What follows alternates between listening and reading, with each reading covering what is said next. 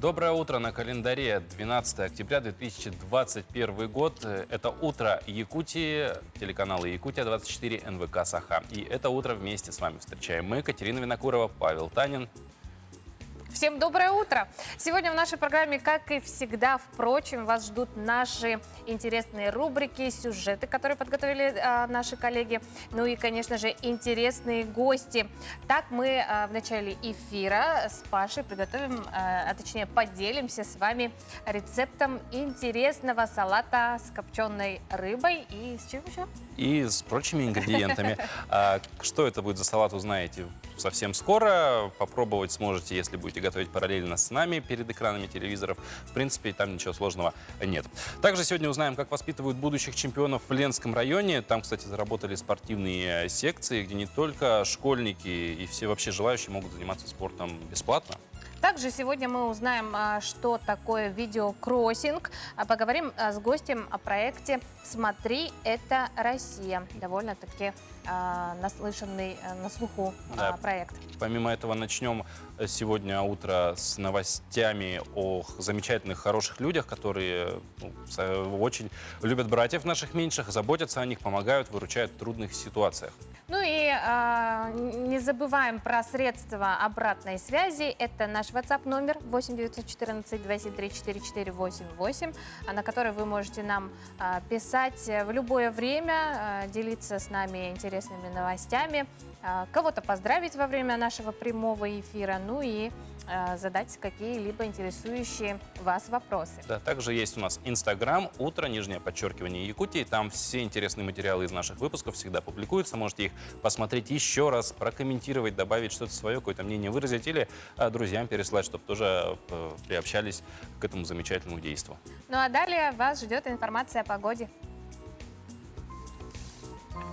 Сегодня в центральных районах в 6 часов утра температура воздуха составила 0-4 градуса. В Заречной группе 0-3, в южных 2,4 градуса мороза, в Вилюйской группе 4,7 со знаком минус, в Нижнеленских 2,5 градуса мороза. В западных минус 3,8, в Колыме-Дигирской группе от -4 до -16. В Янских минус 1, -7, на северо-западе от -5 до 0 градусов. Температура воздуха в городе Якутске на 6 часов утра составила -1 градус. Атмосферное давление 747 миллиметров ртутного столба. Ветер западный 2 метра в секунду. Сегодня днем в Якутске небольшой снег. Ветер северо-западный 3,8 метров в секунду. Порывы до 8-13 метров в секунду. Температура воздуха днем в городе Якутске составит от -1 до +1 градуса. Что ж, в Якутске сегодня снег. А тем временем мы передаем слово нашим коллегам из информационной службы, которые познакомят нас с самыми свежими новостями.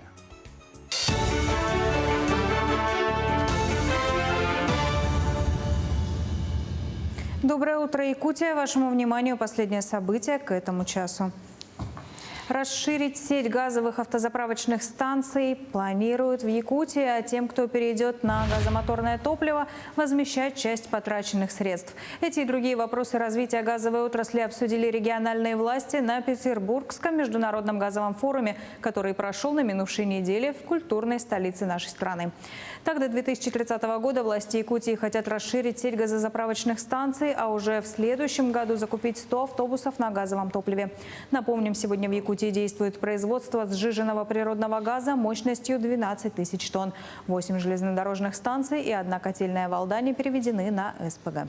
Арсений Сергеевич предложил регионам Дальнего Востока, Восточной Сибири объединиться и организовать работу для того, чтобы попасть, наши регионы были включены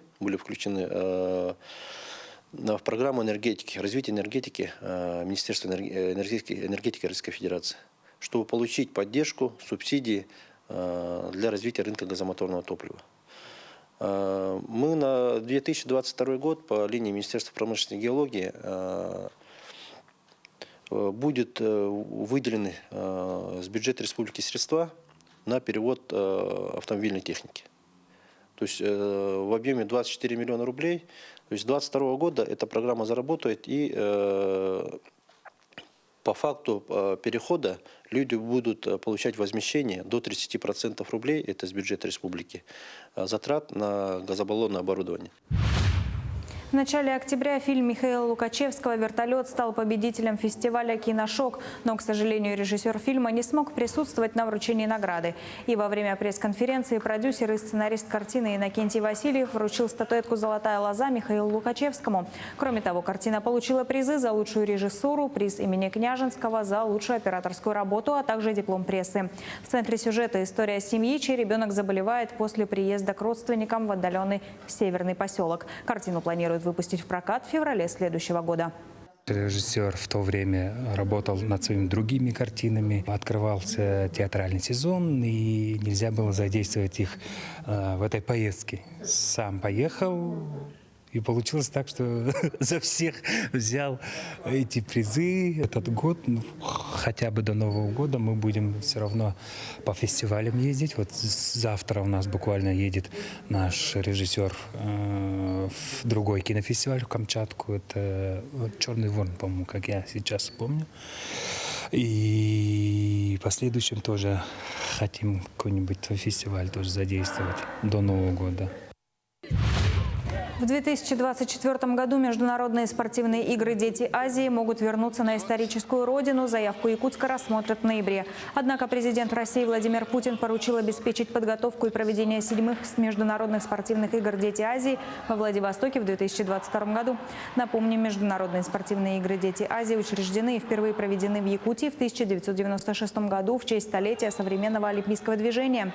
Это единственный проект в России, находящийся под патронатом Международного олимпийского комитета и ЮНЕСКО.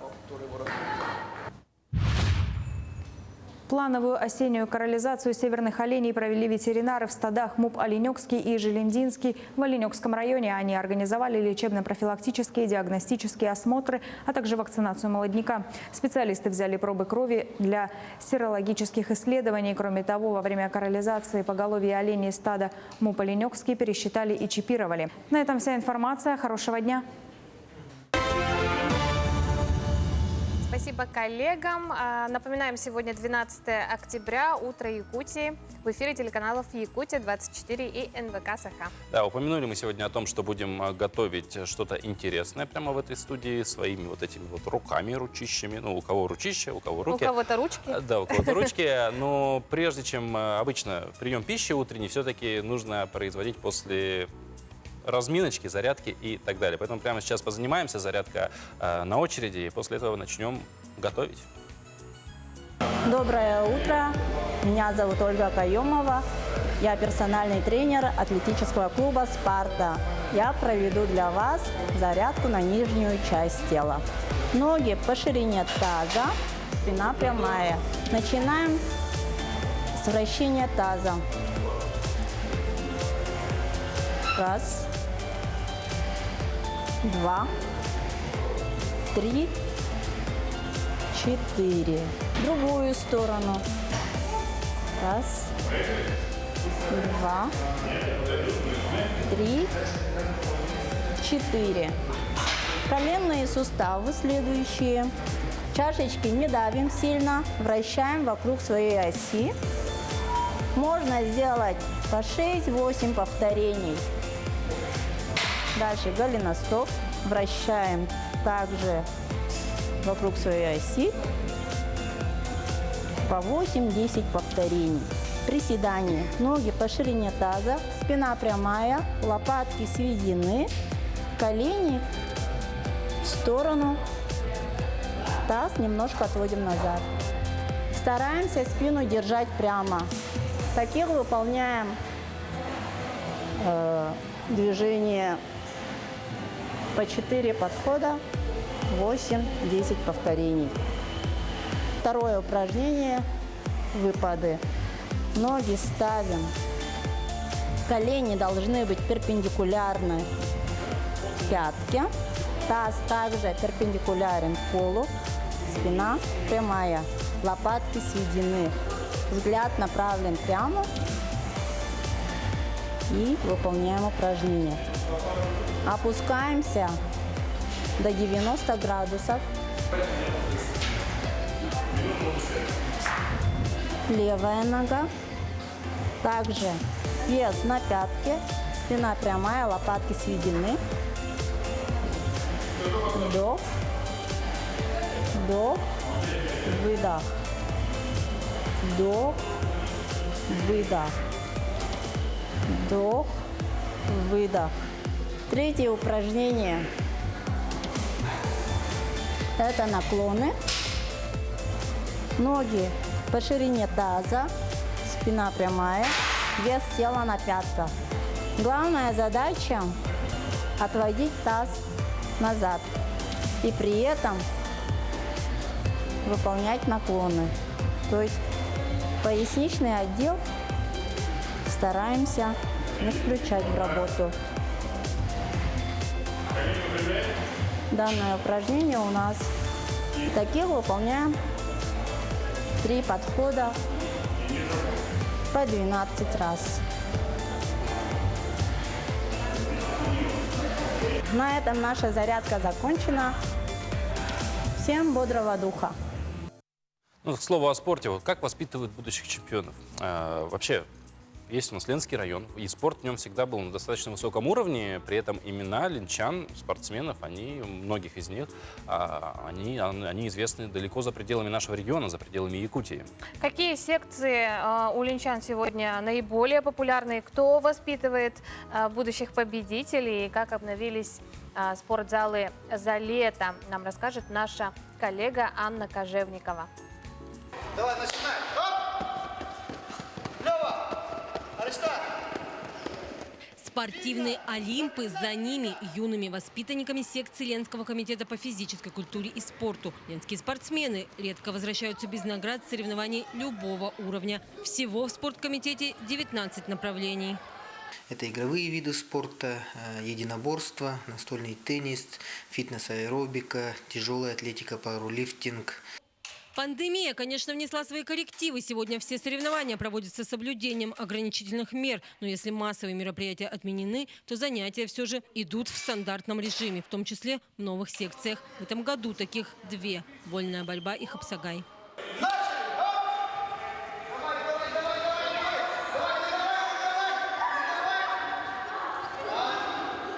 Тренер Максим Шкулев прибыл в Ленск из Тампонского Улуса буквально в конце августа. Набор в его секциях уже довольно-таки большой. Например, вольной борьбой занимаются дети от мала до велика. Начальная группа, и средняя группа, и старшеклассники. Еще раз, это у нас по вольной борьбе. А по хапсагаю у нас есть среди взрослых около 20 человек. А детишек больше 30, где-то 40. Быстрота, ловкость, сила – такие навыки приобретают будущие борцы.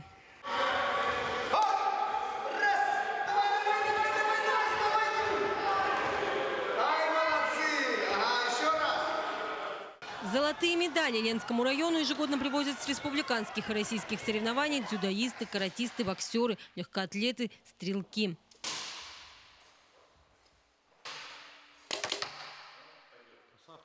Секция стрельбы из лука функционирует в Ленске уже почти 10 лет. Ее руководитель Александр Пляскин воспитал уже не одного кандидата в мастера спорта. У нас уже подготовлено большое количество и призеров, и чемпионов республики, и порядка 10 кандидатов в мастера спорта, много разрядников. Этим летом команда стрелков представляла Ленский район на играх «Манчары». Сам тренер Александр Пляскин стал чемпионом. Сегодня секцию посещают свыше 12 взрослых и 16 детей. 4 из них имеют спортивные разряды. На республике в Якутске занял 7-е место. Ну и здесь были соревнования. Пользуется популярностью секция дзюдо, ей уже 6 лет. Порадовали весной этого года и каратисты. Они вернулись с призовыми местами с первенства России по Кёкусинкай. Самое сложное было пройти первый бой, потому что там самое большое волнение. А все остальные бои уже становятся проще. Главное пройти первый бой. А главная цель у ленских каратистов теперь – попасть в сборную России и выйти на международный уровень. В летний период в спортзалах Ленска был проведен ремонт своими силами, а лыжная база модернизирована за счет бюджета Ленского района. Каждый спортзал Ленска открыт для бесплатного свободного посещения как для детей, так и для взрослых. Например, в Олимпе и в карате большое разнообразие тренажеров. Любой может прийти и позаниматься для себя. Анна Кожевникова, Виталий Андреев, Ленск. Ну вот, собственно, теперь пришло время наши потраченные калории во время зарядки. Кто-то, может быть, спортом прям занимался во время с ленскими спортсменами. Будем калории эти восстанавливать. Да, самое время приступить к завтраку для кого-то, да, кто проснулся недавно. Вообще говорят, за полчаса, то есть через полчаса после пробуждения рекомендуется завтрак. Уже начинать прием Но у нас пищи. сегодня не совсем завтрак. У Я нас так сегодня понимаю. будет очень странный, ну, я назвал бы это эксперимент, но в принципе это салат, который в принципе делают.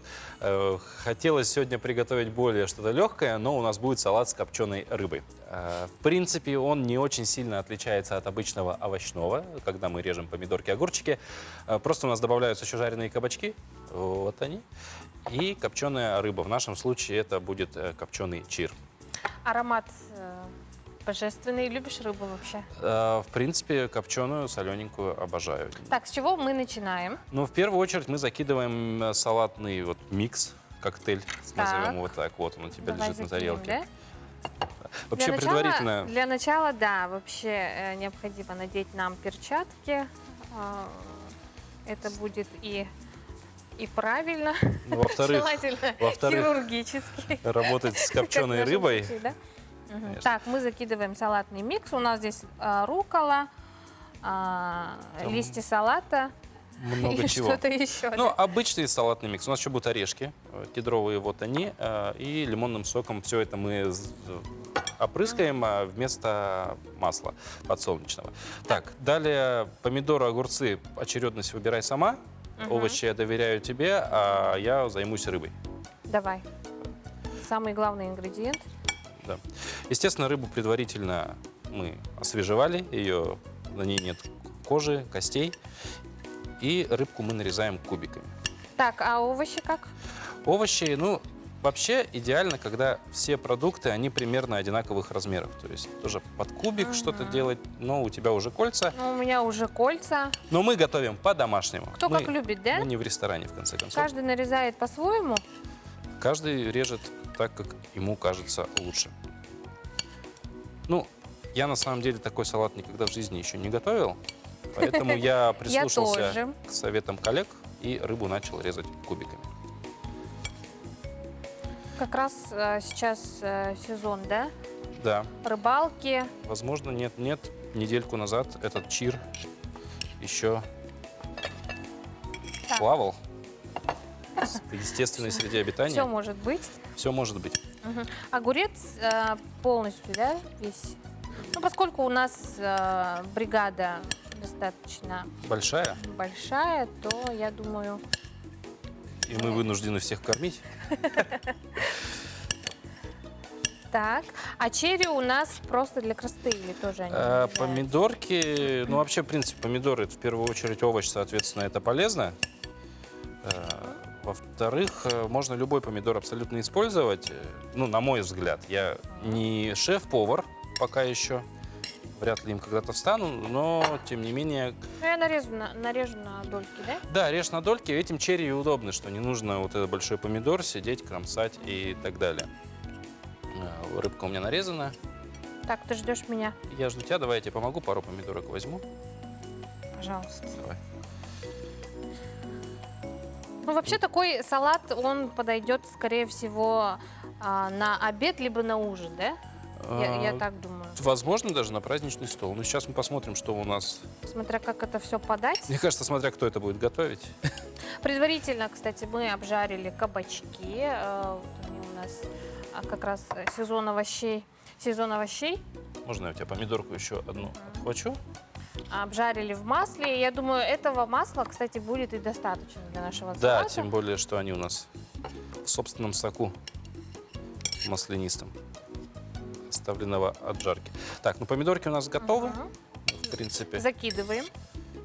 забрасываем все сюда. Так. Казалось бы, обычный овощной салат, но тем Да. не менее у нас тут из основных ингредиентов рыба и еще добавились кабачки, а Да, я также орешки. думаю, мы сейчас забросим кабачки, перемешаем это все. Так, Я возьму на себя смелость давай. руками вот так. Я вот. в тебя верю, Паша. Я тоже в себя верю. Кстати, кабачки обжарили, чуть-чуть добавили соли и чеснока. Чувствуешь аромат чесночка? Да, он определенно отдает свой аромат. Или все сложно? Нет, я чувствую чеснок. Причем чесночные ароматы раньше я не особо их любил, а в последнее время когда... Так, давай, рыбку, Все, наверное, у нас да, остаются уже пора? последние ингредиенты. Это непосредственно сейчас салат у меня весь с перчатки уйдет. Так, во-первых, это рыба. Мы ее кладем вот так сверху. Мы засыпаем это все кедровыми орешками. Так, красивенько. И мы добавляем Лимончик. лимонный сок.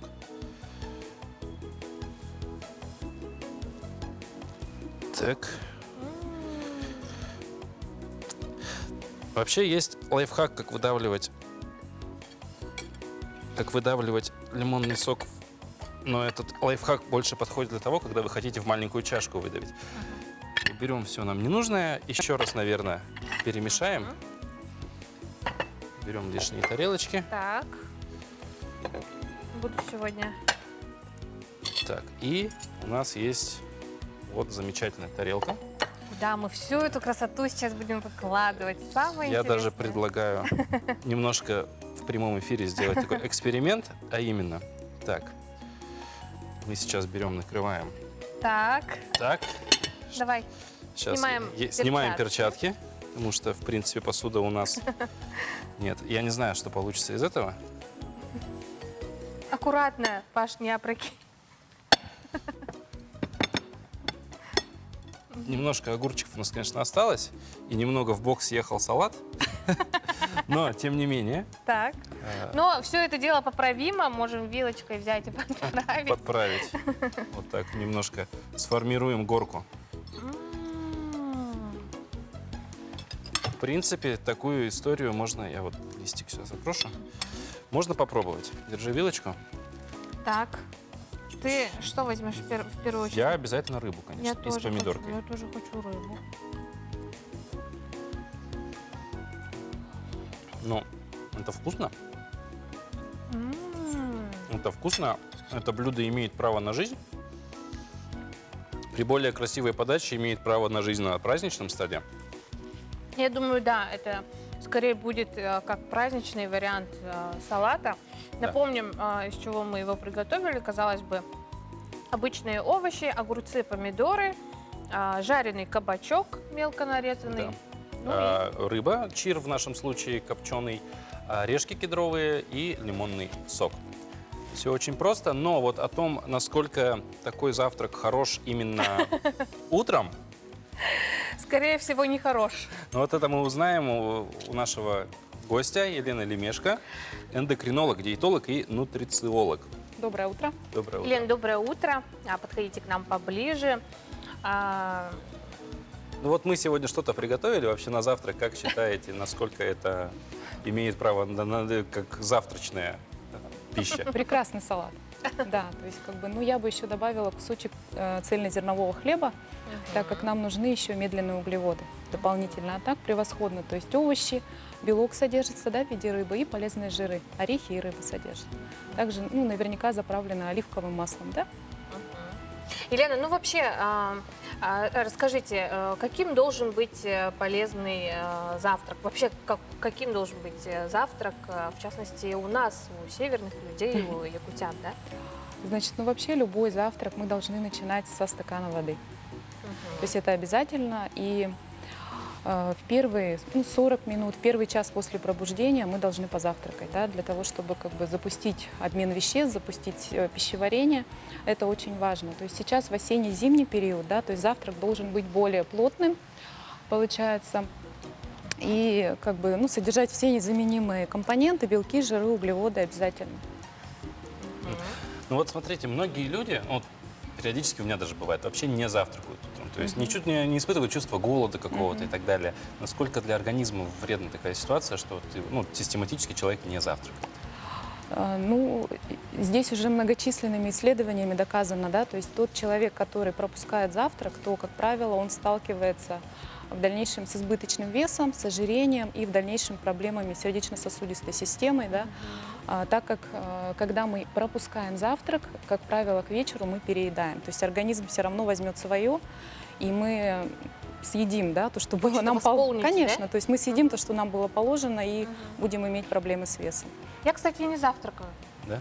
Ну Да. вот тебе только что подробно рассказали, чем это грозит, Катя. Ну, Да, вообще я слышала, что нельзя ни в коем случае насиловать свой организм, если ты не хочешь согласна, да. то То есть, есть утром. ну, разные бывают причины, да, то есть почему мы не хотим завтракать. То есть, скорее всего, это может быть поздний ужин. То есть если вы поздно ужинаете, то есть вы с утра проснулись, и вы еще не голодные, то есть у вас еще не переварилось все, что было. Конечно, в этом случае мы не должны насиловать организм, то есть мы здесь должны просто перестроить свою систему питания, да, то есть для того, чтобы все-таки завтракать, научиться, да, то есть это правильно. Значит, вторая причина, то есть это может быть проблема с желчным пузырем. То есть если есть дискинезия желчевыводящих путей, то утром такие люди, да, то есть испытывают тошноту, то есть их подташнивает, и, конечно же, им не хочется завтракать. Ну, а какие продукты, возможно, вообще стоит исключить из завтрака? Я также наслышана, что нельзя употреблять быстрые углеводы. Да.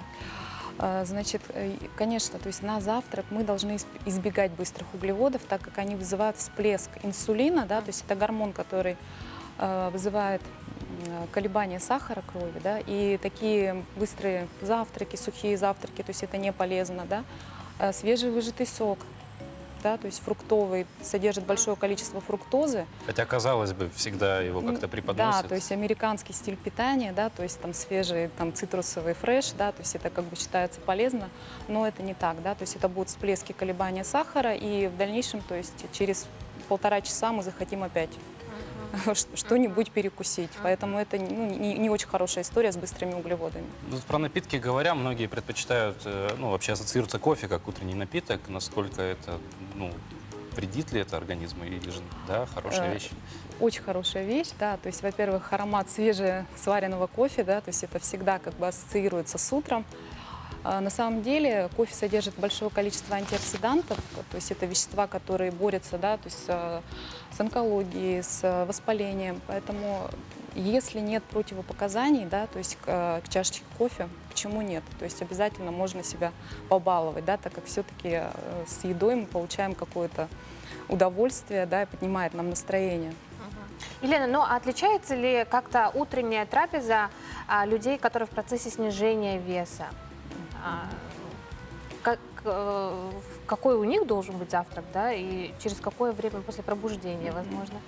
Значит, ну, те, кто в процессе снижения веса, то есть у них должен быть правильно сбалансированный завтрак, прежде всего, да, то есть и, как правило, кто приходит за советом, за рекомендацией, да, по снижению веса по питанию, они, как правило, не завтракают, к сожалению, да, то есть 50%, и мы учимся завтракать и готовить полезные завтраки, да, то есть завтрак должен быть плотный, то есть утром все-таки у нас хорошо протекают обменные процессы, и мы должны запустить обмен веществ, то есть на завтрак должно приходиться 25-30% калорийности от суточного рациона нашего, да, и должны быть медленные углеводы, и белки, и жиры, то есть такой хороший завтрак, чтобы мы как бы до обеда протянули, и нас не тянуло потаскать печеньки, конфетки, да. Ну, это вот к слову о том, что завтрак все-таки плотным должен быть и насыщенным. Елена, спасибо большое за сегодняшнюю беседу. Я думаю, многие... Спасибо, да, за такие полезные советы этим утром. Да. Питайтесь правильно, слушайте свой организм. Да, он вас в обиду не даст и подскажет, как нужно жить. Ну а мы продолжаем наш эфир.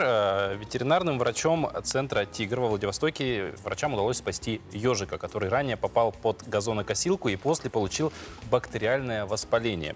Зверьку провели операцию под наркозом, а затем выпустили обратно в лес в пятницу.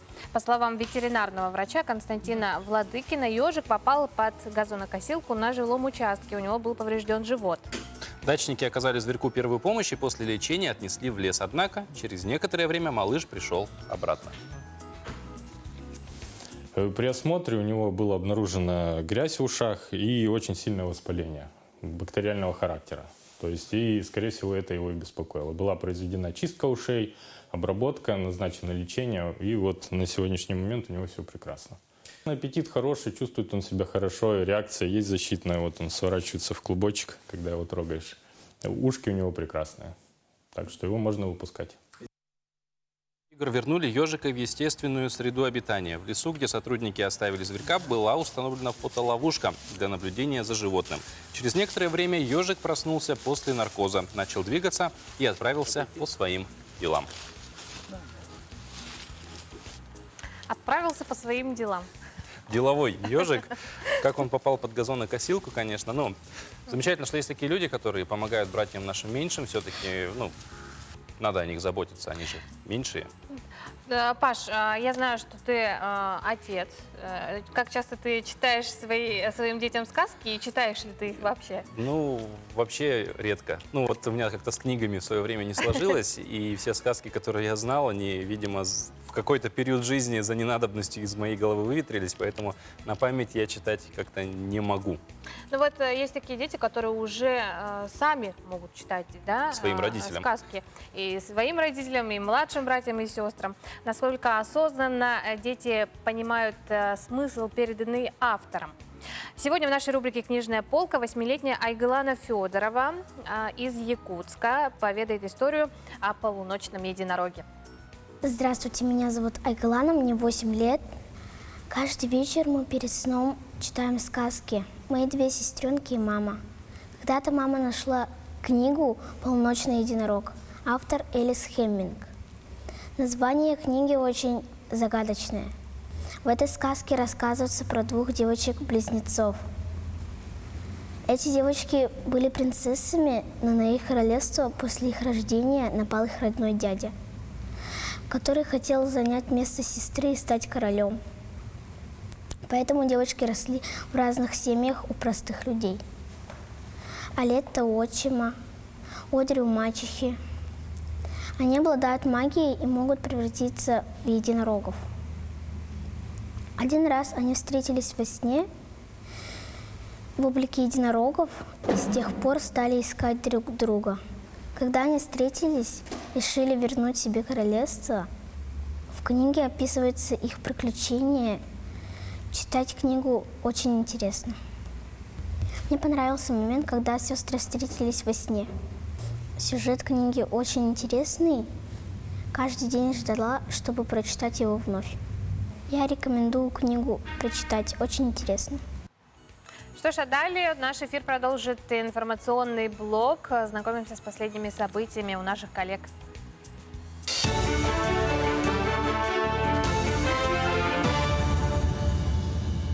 7 из 11 общеобразовательных учреждений Горного Улуса перешли на дистанционное обучение. Такое решение принял районный оперштаб.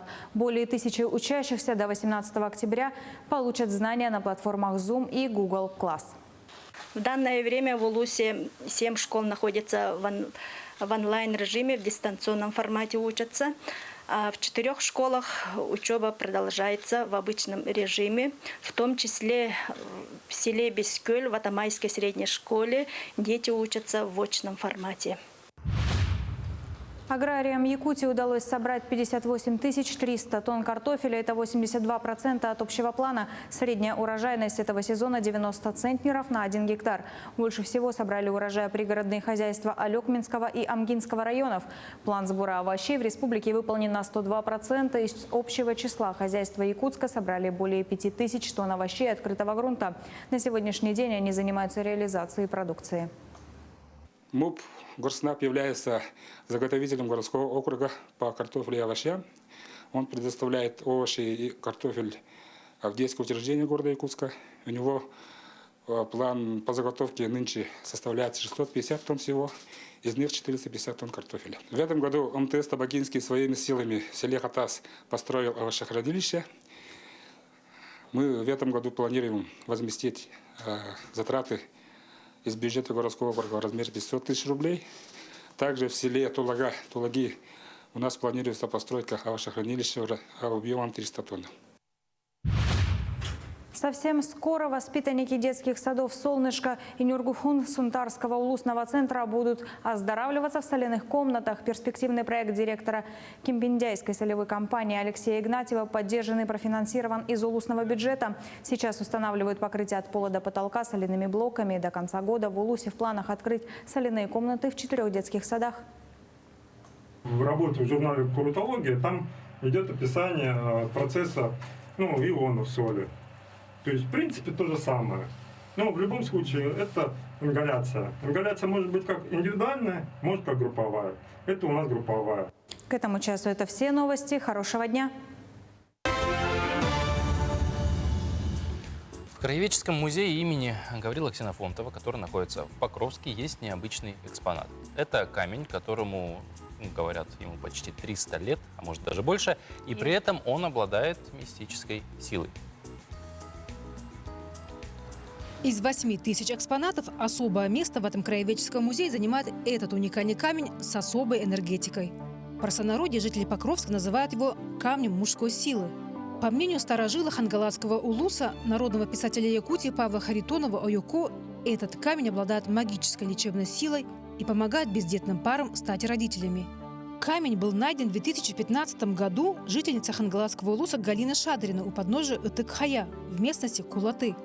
Жители обратились за помощью к историкам. Они подтвердили – камень нерукотворный. Его создала сама природа. Обратилась к доктору исторических наук Розалии Никентьевне Барабиной. Как специалист Розалия Никентьевна сразу объяснила, что это не рукотворный камень, а природный. Потом началась история, и доходившая до легенды, смыслом и мифологическим. Да. Оказывается, вот такие камни раньше наши предки использовали в каком-то смысле, очень глубоком смысле. Камень весит около 300 килограмм, и привезти его в музей было непросто.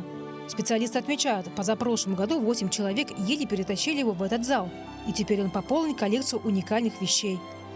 После пандемии поток посещений увеличился в несколько раз. В музей приезжают даже из отдаленных поселков. К этому камню приходят женщины, чтобы вымолить ребенка, а представители сильного пола для восстановления мужской силы. Какая мистическая легенда связана вот с этим предметом? Вот рассказывают, что самое главное у нас в каждом, если не каждом, то очень многих семьях, очень таких дружных семьях, которые не имеют детей, да, это, конечно, трагедия для семьи. Те могут здесь подойти и обратиться мольбой. Несколько лет назад специалисты музея определили высокие излучения на специальном приборе. По мнению старожилов, пребывание рядом с камнем благотворно влияет на состояние организма. Теперь сотрудники планируют создать специальную комнату для медитаций, тем самым увеличить проходимость туристов. Ведь в Хангалатском улусе много исторических и сакральных мест, связанных с легендами и историей. Ирина Григорьева, Петр Шестаков, Покровск, Хангалатский улус. Да, вот эти различные экспонаты, которые обладают мистической силой, это всегда интересно. И ты всегда пытаешься верить, себя проверяешь, веришь ты, не веришь, что работает это или не работает. Кстати, передаем привет Покровску, который нас смотрит этим утром. В котором мы были и этот музей с этим камнем видели. Ну а прямо сейчас мы спешим прочитать ваши поздравления, которые пришли на наш WhatsApp. И первое из них: поздравляю свою любимую невестку с днем рождения. Желаю крепкого здоровья, как накынский алмаз, семейного благополучия всегда, земного счастья. Спасибо, что ты подарила прекрасных внуков 3 и стала многодетной мамой. Подпись: Ираида Николаевна. Поздравляют непосредственно Анну Афанасьевну. И еще одно сообщение, у нас есть. Уважаемую дорогую коллегу, профессора, доктора медицинских наук, заведующую кафедрой анатомии медицинского института Северо-Восточного федерального университета Дариму Кышектовну Гармаеву поздравляем с юбилеем. Желаем дальнейших высот в научной и педагогической работе, здоровья и благополучия. Коллектив кафедры анатомии мединститута СВФУ. Мы присоединяемся к поздравлениям, поздравляем всех именинников 12 октября. Да. Кстати, сегодня 12 октября, и какой сегодня день? Сегодня 100 лет исполняется медицинской службе Министерства внутренних дел. Вчера, кстати, мы об этом разговаривали. Сегодня вот тоже, наверное, уже имеет смысл поздравить всех работников медицинской части полицейской. И помимо этого... Официально. Уже официально, уже день в день, да. Во-вторых, сегодня снег в Якутске. Ну и в-третьих, какими еще событиями этот день запомнился за всю историю человечества? У кого сегодня именины, какие великие люди родились в этот день, узнаем из нашей традиционной рубрики.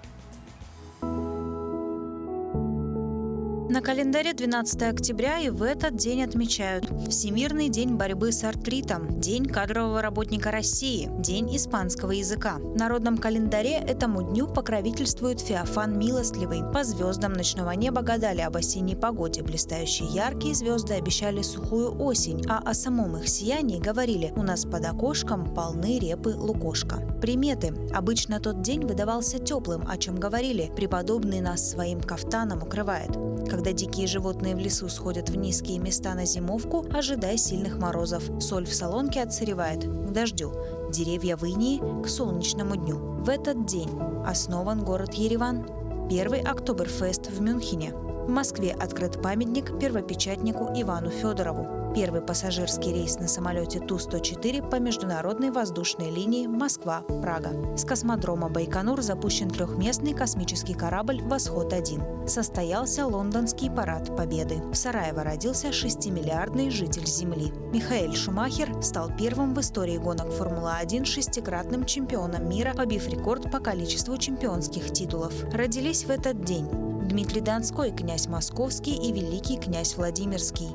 Серж Бриньоли, швейцарский художник, скульптор, коллекционер. Григорий Кравченко, советский летчик-ас, генерал-лейтенант авиации, дважды Герой Советского Союза. Лучиано Паваротти, итальянский оперный певец, лауреат премии Грэмми. Жасмин, российская певица, актриса. Паулина Андреева, российская актриса театра и кино. Мурат Гасиев, российский боксер-профессионал, чемпион мира по версии IBF. Именины празднуют Феофан и Иван.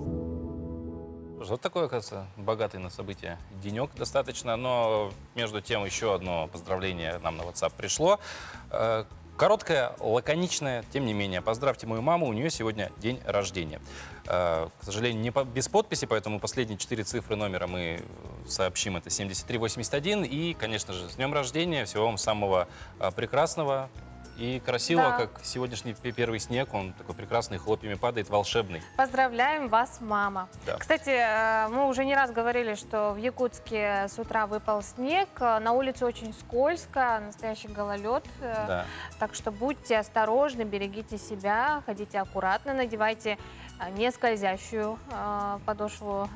А если вы не успели переобуть машину, то уже поздно. А прямо сейчас реклама, после нее вернемся. Это «Утро Якутии», НВК «Саха», Якутия-24 в эфире. Всем доброе утро, и мы продолжаем наш эфир. В Германии состоялась премьера 10-й симфонии Людвига ван Бетховена, которую он, как считается, попытался написать в 1827 году, но не успел ее дописать. И сейчас при помощи современных технологий... Да, а точнее нейросетей, ее попытались восстановить по наброскам. Подробнее смотрите в материале наших коллег.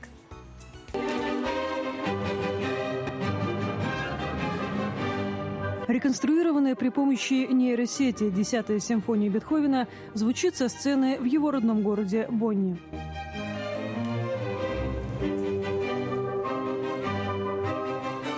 От произведения, которое немецкий композитор предположительно начал писать незадолго до смерти, сохранились только фрагментарные наброски.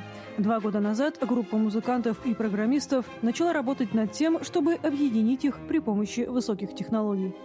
Машине давали слушать отрывки произведений Бетховена и его современников, опираясь на которые нейросеть импровизировала. Не все идеи, предложенные компьютером, были приняты. Ошибочные, с точки зрения специалистов, отвергались. По мнению дирижера Дирка Кафтана, получившееся произведение можно считать оригинальным. Не то чтобы компьютер сразу выдавал свою версию. Он предлагал варианты, а люди выбирали. Он носил ноты с собой и переписывал их, доводя до идеала. Поэтому нельзя нельзя сказать однозначно. Я думаю, то, что получилось, похоже на Бетховена. В некоторых моментах явно проявляется его дух. Но Бетховен ли это? На это ответ нет. Глава проекта Матиас Рёдер уверен, что сам композитор был бы не против такого подхода к творчеству. Думаю, живи композитор, подобный Бетховену в наше время, возможно, он не только собрал бы технологическую команду, но и использовал бы ровно те же технологии.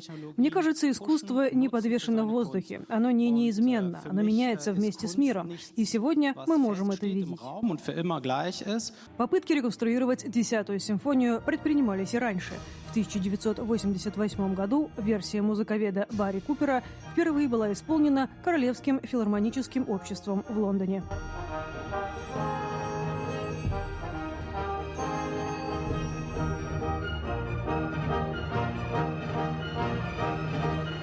Доброе утро. Еще одно поздравление отправляется сегодня внуку, сыну, любимому, Ефимову Аяну, ученику Якутского педколледжа 4 класса с 10-летним юбилейным днем рождения. Поздравляю тебя, Аян. Бабушка Нюргустана с Москвы, бабушка Дуня, дедушка из Момы и мама с папой. Ты наша опора, надежда. Любим бесконечно. Да, мы присоединяемся к поздравлениям, само собой. Всего хорошего, замечательного. И, как говорится, твои желания, наши пожелания, как говорит прогрессивная молодежь. Но мы эфир продолжаем. Не так давно в Якутске стартовал первый мастер-класс в рамках проекта «Смотри, это Россия». Вот что это за проект, что за мастер-класс, об этом поговорим с нашим гостем. Алексей Степанов у нас в студии, заместитель директора Республиканского ресурсного центра «Юные якутяне». Алексей, доброе утро. Доброе утро. Доброе утро. Ну вот, собственно, «Смотри, это Россия» — это всероссийский конкурс по обмену видеооткрытками, насколько мы понимаем. Поподробнее можете рассказать про проект, про мастер-класс, про проведенный? «Смотри, это Россия» — это современный лад тех открыток, которые отправляли в прошлом наши родители, скажем, да, люди, которые старшего возраста, они знают, о чем мы говорим, да. Это, по-простому сказать, это конкурс видеороликов, где дети снимают видеоролики об особенностях своего региона. Это отличная возможность рассказать всей России об особенностях, об уникальностях своего региона, потому что каждый регион по-своему уникален. И наш конкурс проводится в рамках проекта главы Республики Саха-Якутия Алексея Сергеевича Николаева «Мы – будущее России». Конкурс проводится уже второй год. Как и в прошлом году, он полностью дистанционный. В прошлом году приняло участие около 3500 команд. Это 17 500 участников и более 200 000 голосов на нашем сайте. Уникальных голосов. Люди очень активно голосовали, и шла борьба за место под солнцем, скажем так. Но мастер-класс первый прошел, как мы сказали, да? Как он назывался? Да, мастер-класс прошел. У нас выступило 3 спикера.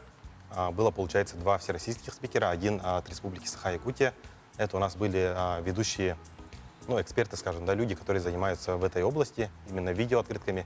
Были и видеографы, и люди, которые имеют свои многотысячные YouTube-каналы, скажем, да. Они учили ребят особенностям, как выбрать, как сделать сюжет, как красиво рассказать, как выбрать локацию, о чем говорить, как говорить и как все это смонтировать. То есть детям мы даем практические знания, которые они могут использовать, и тем самым повысить свои шансы на победу, скажем. А много ли детей приняло участие именно в мастер-классе?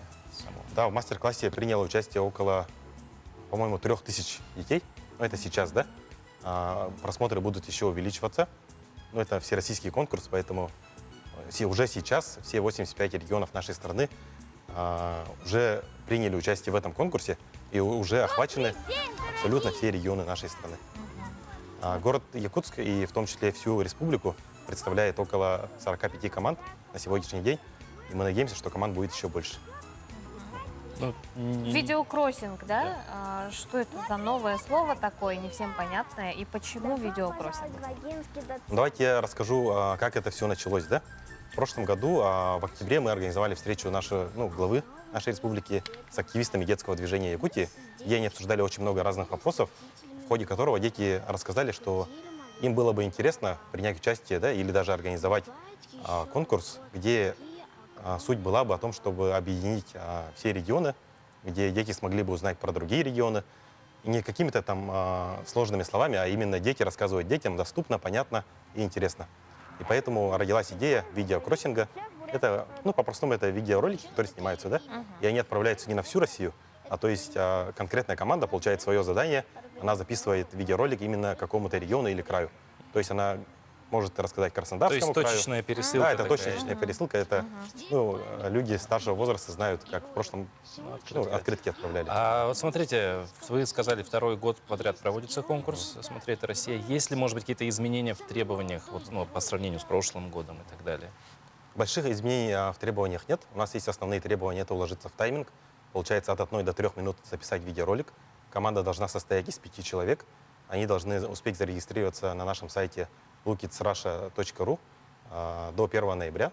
До 12 ноября снять видеоролик. У вас есть ровно 1 месяц, чтобы снять этот видеоролик, выложить его там. Ну и потом уже начнется голосование с 25 ноября по 9 декабря включительно. Вот когда слышим слово «конкурс», подразумевается, что есть какой-то приз, за который борются, да, участники. Есть ли в этом конкурсе этот приз? Может быть, их много, учитывая такой размах? Я думаю, что много, да?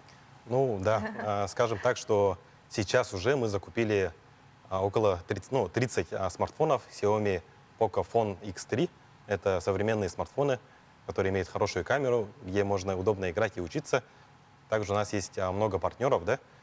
Благодаря поддержке главы Александра Сергеевича Николаева мы заручились поддержкой Минпросвещения Российской Федерации, ну, таких крупных организаций, как РДШ, Русское географическое общество. И, в общем, у нас есть поддержка, и каждый партнер, ну, мы просим их выделить нам призы. От Республики Саха-Якутия, допустим, целевой фонд будущих поколений тоже поддерживает наш конкурс, и уже на 2 номинации, на 30 команд предоставил уже свои призы тоже. Поэтому призов будет, ну, достаточно, скажем, да. Выиграть призы очень реально, главное постараться. И мы заметили, что в прошлом году очень многие команды включились в самый последний момент. Этого делать не надо. Облегчите нам жизнь и, пожалуйста, записывайте видеоролики заранее и отправляйте, регистрируйтесь. Вот. Ну, действительно, в последнюю ночь сидеть, пересматривать все, что пришло сегодня, это, конечно, трудная история. А можно ли на сегодняшний день сказать, ну, уже по результатам этого года, да, проведения конкурса, кто входит, может быть, в топ, пускай будет топ-5 регионов, участников? Ну, больше всего у нас участвует Кемеровская область на сегодняшний момент, да, Москва, как ни странно, да. У нас есть очень много участников из Бурятии. Якутия тоже, ну, начинает сейчас активно врываться, скажем, да, в этот наш конкурс. Ну и вообще вся Россия активно принимает участие. И, ну, очень отрадно, что все регионы откликнулись, и абсолютно все регионы принимают участие. Вот вы назовите любой регион, и мы назовем команду участников. Ну, замечательно, что участвуют все. Алексей, спасибо большое, что пришли в эту студию. Ну, желаем, чтобы конкурс прошел хорошо, чтобы наши ребята из Якутии заняли максимальное количество. Да, и достойно выступили, представили нашу республику. Надо максимально участвовать, не бояться, не стесняться. Но все еще можно принять участие? Все еще можно. До 1 ноября нужно зарегистрироваться на нашем сайте lukidsrussia.ru и до 12 числа отправить свою видеооткрытку. Конкурс проводится среди школьников? Конкурс проводится среди школьников и среди студентов СПО от 6 до 18 лет. До 18. Есть 3 возрастные категории. Все, всем, кому до 18, регистрируемся сегодня, до ноября снимаем видосики, монтируем и продвигаем наш регион, показываем фишки региона, самое главное. Спасибо, Алексей. Отличного вам дня. Спасибо. Ну а на этом наша программа подходит к концу. Спасибо, что этим утром вы были с нами. Сегодня мы приготовили отличный салат, так не терпится его сейчас доесть. Мы, наверное, этим и займемся, пойдем его доедать. А вам предлагаем посмотреть на то, что называется карвингом, если не ошибаюсь, когда из овощей, в частности из морковки, вырезают прям целые произведения искусства. Мы вот сегодня резали так, топорно, как говорится, а там целое искусство. Друзья, хорошего вам дня. Помните, что сегодня снег, скользко, будьте осторожны и просто с хорошим настроением сегодняшний день проведите. Берегите себя. Увидимся завтра.